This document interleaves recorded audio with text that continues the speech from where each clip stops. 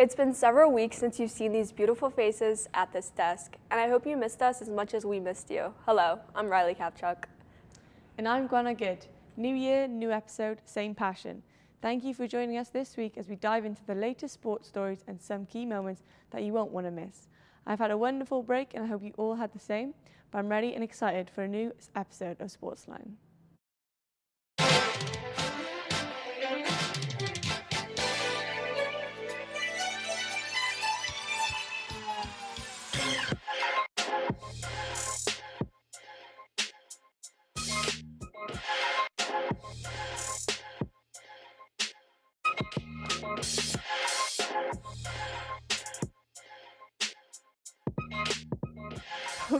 Welcome to SportsLine. We have all of winter sports coverage you might have missed.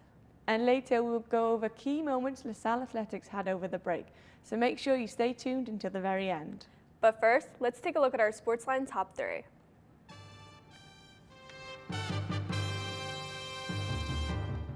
Number 1, water polo season kicks off this week, giving us now 8 teams in action each week. So get ready to cheer loud and show your support for our teams as they dive into competition. Number 2, Deuce Jones wins Rookie of the Week for the second consecutive week, 4th time this season. Number 3, NovaCare Student Athlete of the Week is from the South Swim and Diving team, Derek Guzik. Big congratulations to Derek, who was part of the 2 relay wins and took first at the 100 and 200 yard backstroke.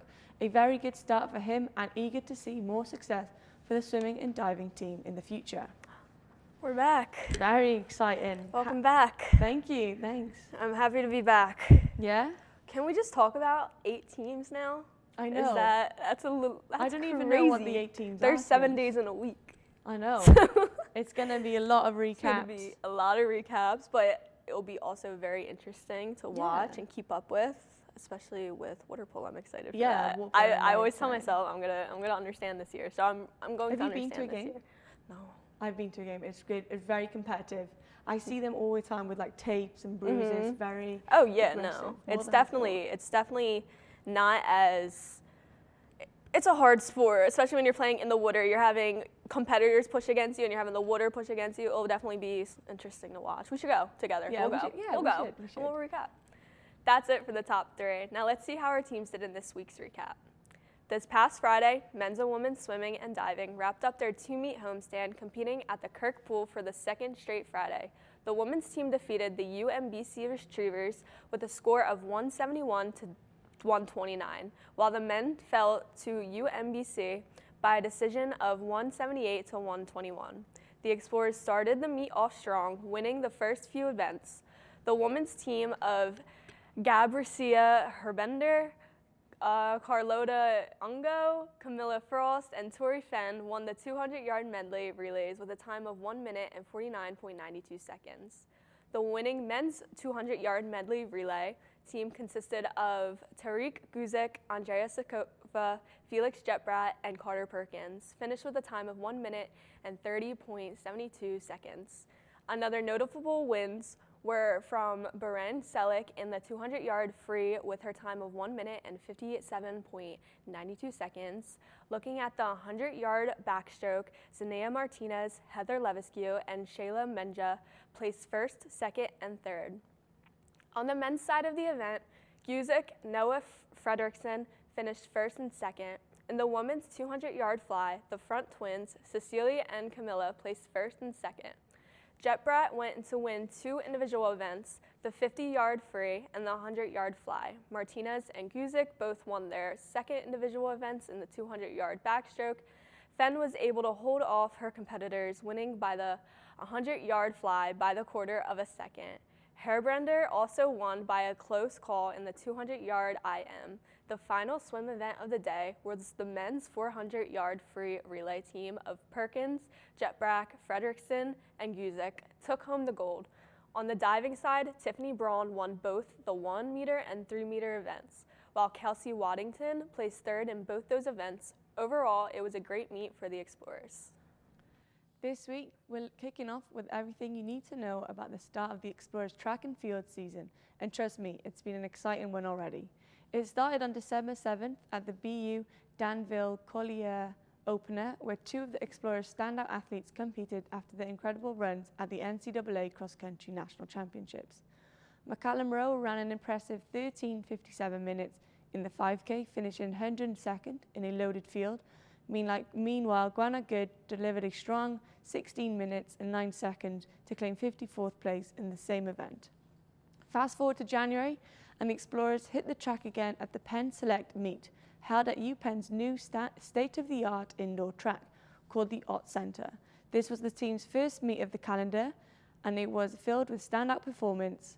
On the women's side, Lexi Rivard clocked a personal indoor best of 4 minutes and 59 seconds in the mile, shaving over 5 seconds off her previous record and finishing second overall. Nevaeh Davis set a personal best in the 60-meter sprint, blazing to a 7.74 second finish, while Soleil Morrison finished fourth in the 400-meter race with an impressive 56.33 seconds.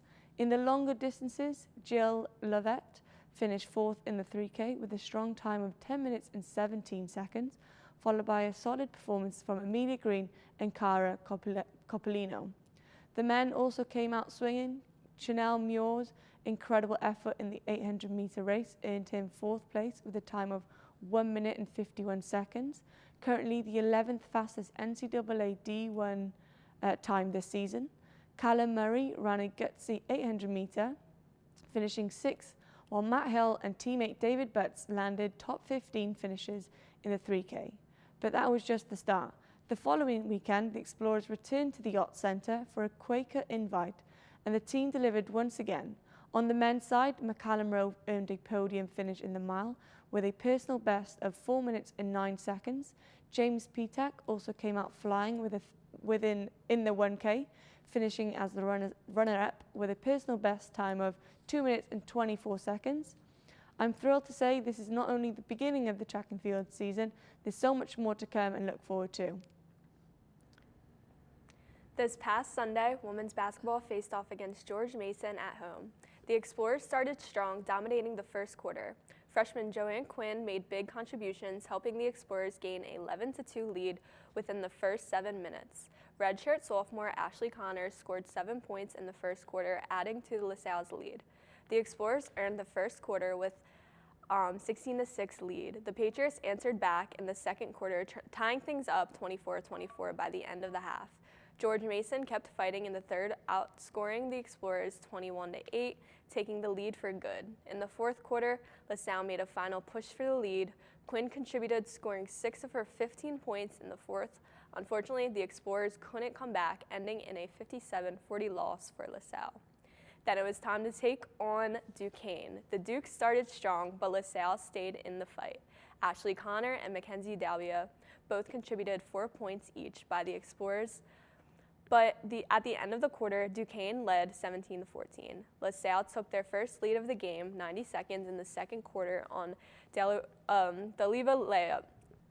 Ivy Fox then went on a run to give the Explorers a 25-21 lead with less than 5 minutes left in the half. The Dukes answered back, taking 38-32 lead by the end of the half. Duquesne extended their lead in the third quarter. They outscored the Explorers 14-6, taking a 52-38 lead. LaSalle put up their final fight in the fourth quarter, but Duquesne, unfortunately, it was not enough for the comeback, and the game ended in a 67-57 loss for the Explorers. Moving on to the men's basketball, where we have seen many ups and downs already this season. It was a tough afternoon for LaSalle Explorers as they fell to the Massachusetts Minutemen, 82-60. On the road last Sunday. LaSalle started strong, getting out an early lead with some hot shootings from beyond the arc. The Explorers hit 3 of their first 4 3-point attempts, building a 16-11 advantage by the second media timeout. But UMass had a quick response, going on a 9-0 run to take the lead with just over 8 minutes left in the first half. Demetrius Lille knocked down a deep 3 during a strong LaSalle response, regaining the lead at 25-22. However, UMass closed the half on an 11-0 run, sending the Explorers into the locker room, trailing 33-25. In the second half, the Minutemen came out firing, extending their lead to 15 points, but the Explorers didn't quit. Deuce Jones took control, scoring 10 points in a 4-minute stretch to cut the lead to single digits. Then Deshaun Shepherd stepped up, scoring 6 straight points, including 2 big dunks, to bring LaSalle within two. With 9 minutes left, Jones tied the game at 55 with a pair of free throws.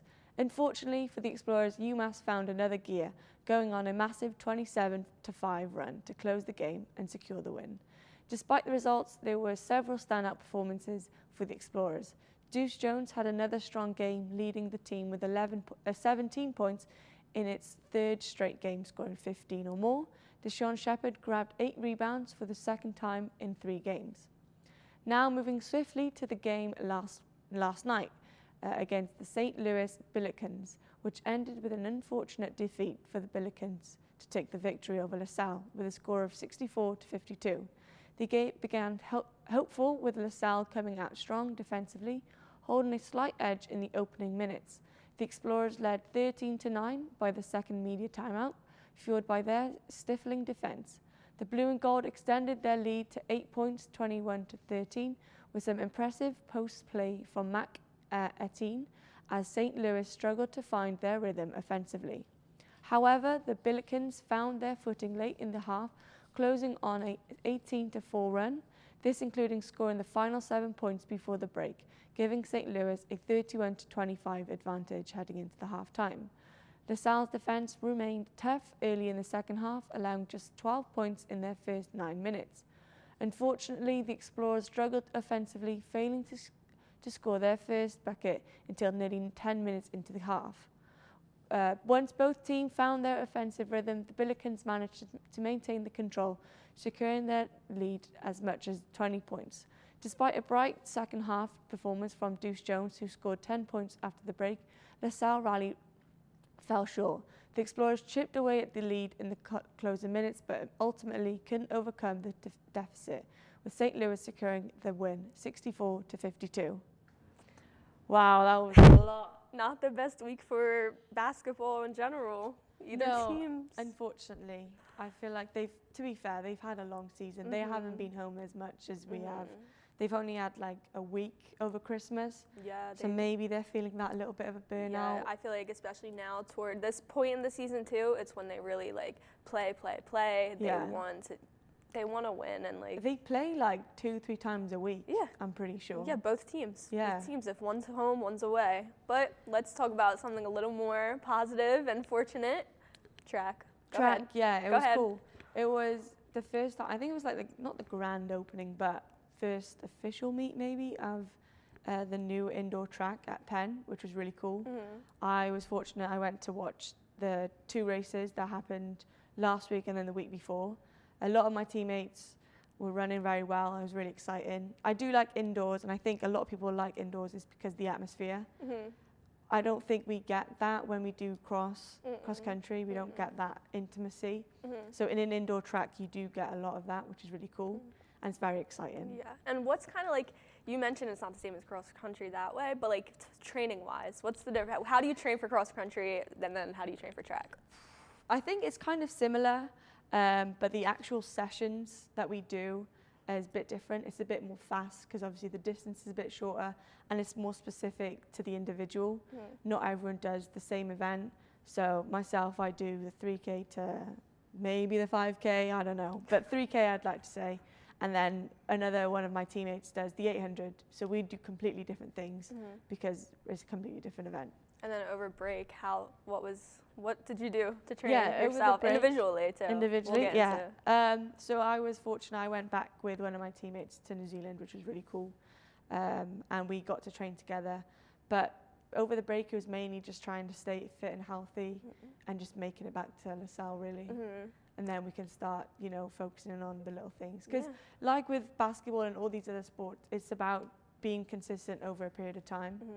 Now we're kind of knuckling down on training. It's exciting. I feel like we're seeing a couple new names because it's a different sport, but also your rookies. They're doing very well. Yes, exciting. Big names coming. Let me tell you, there's going to be. Stay tuned. We're going to take a quick break, but when we come back, we have key moments you might have missed over break.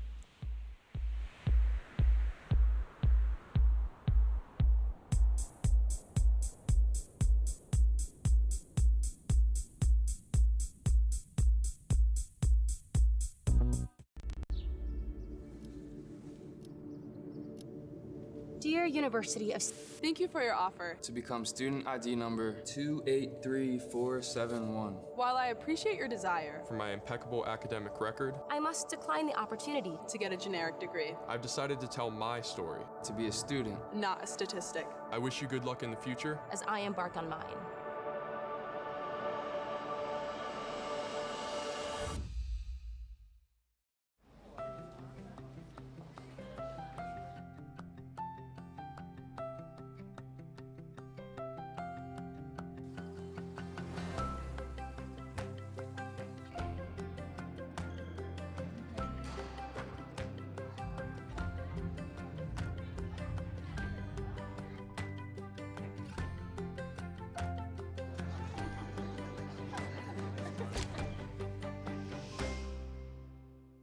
Do you know a veteran in need? Nation's Finest, through the VA's Supportive Services for Veteran Families program, helps veterans and their families struggling with rent, employment, and other housing-related costs. Today, Nation's Finest operates more than 30 locations in California, Arizona, and Nevada, helping thousands of veterans every year. Visit nationsfinest.org or call 1-833-468-9676. That's 1-833-468-9676. Another teenager, victim to fake pills. That smells like big crime that needs to be stopped. Before buying pills online, think about this. Should buying prescription pills be this easy? Did you know that fake prescription pills may contain fentanyl, and an amount small enough to fit on the tip of a pencil can be lethal? Before buying pills from social media, think again. Learn more at mcgruffpsa.org and go for real.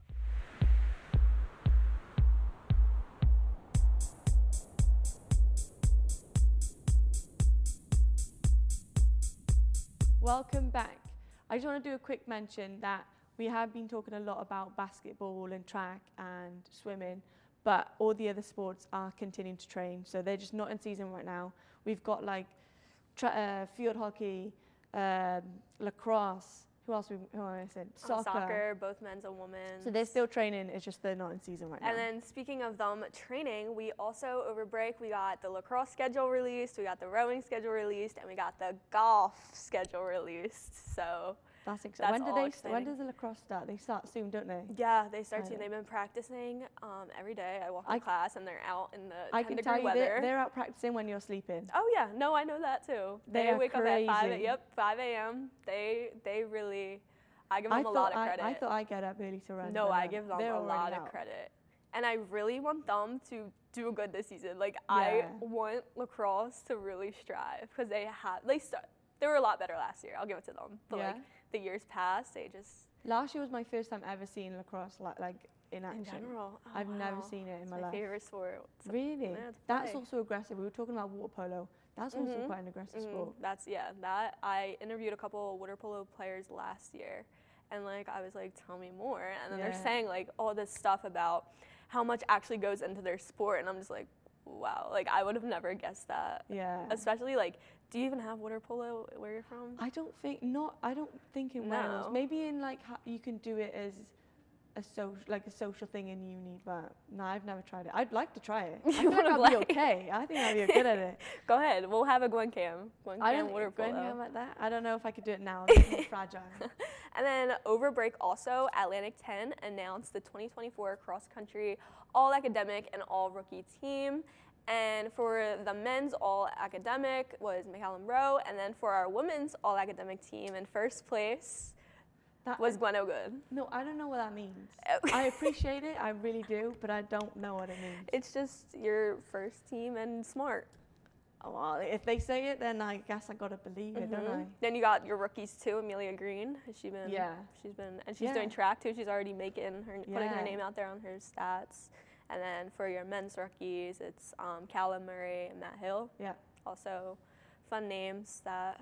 Yeah, very good. I think this year, like we quickly mentioned, going back to track, again. No. But I think Callum is a name that was gonna get popped up quite a bit. He's been very impressive, and I'm excited to see what he does. Same with Matt and Callum and McCallum, to Oh God, yeah. Callum and McCallum. Name. We see a lot of tongue McCallum. twisters. We see a lot of McCallum. Now we're going to see Callum. Yeah, but on basketball, I actually went to a game last week, which was very cool. Hope to see a lot of you guys were there, but you weren't there though. But you know, next time we'll go together. Time, yeah. But yeah, it was cool. It's actually really nice going back. And then speaking of basketball, one of LaSalle's coaches, William, aka Speedy Morris, is in a ballot for the Naismith Basketball Hall of Fame. He spent 15 seasons with LaSalle, which is 1986 to 2001, and he set a school record of 238 wins. So he's already inducted in the Big Five Hall of Fame and the LaSalle Hall of Athletes. So that's another, if he could, it's LaSalle, our name's out there. We for do. that. I feel like basketball, we do have a really good name. It's just sometimes, I think we produce good players and then they just fade away to another big school and we'll never see them again. It happens. But we do get some fifth years and some transfers, so we can't complain. Our transfers and fifth years have been a very huge part to our team this year. So we won't know what to do without them. We're going to take a quick break, but when we come back, we have all of this week's upcoming games, so stay tuned.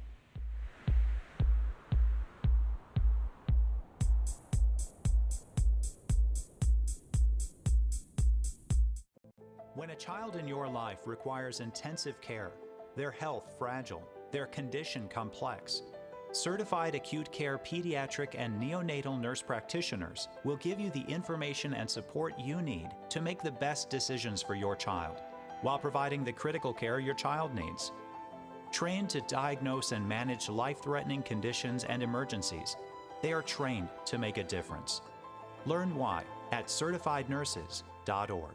We put our trust in professionals with years of training to help us lead healthy lives. We rely on them to do their jobs with diligence and dedication, because if they don't, our lives are on the line. Clean water is essential to survive. 98% of fresh water lies underground, which must be accessed by trained groundwater professionals. One trained groundwater professional can ensure the health of an entire community. Don't take clean water for granted. Learn how to protect our water at groundwater.okstate.edu. Children exposed to poor air quality have smaller lungs and higher rates of asthma than children with good air quality. IQ Air Foundation is working to change this, providing filtration technology to school children with poor air quality through the Clean Air for Kids program, helping kids to breathe over 90% cleaner air indoors, removing barriers to learning, reducing sick days, and increasing test scores. This is all key to environmental and climate justice. Find out how you can help at IQAirFoundation.org. When the game is on the line, championship teams know the game plan. They communicate and work together to win. We all need a game plan to protect ourselves online. Talk to family and friends so they know how to stay safe too. Create strong passwords, turn on multi-factor authentication, update software, and recognize and report phishing, because online safety is not something you want to fumble. Get more game-winning tips at CISA.gov/secure-our-world. Then share them with family and friends.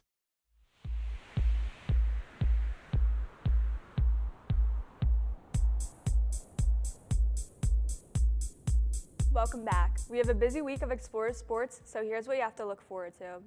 Water polo starts off their season Friday at Princeton Invitational at Princeton University on Saturday.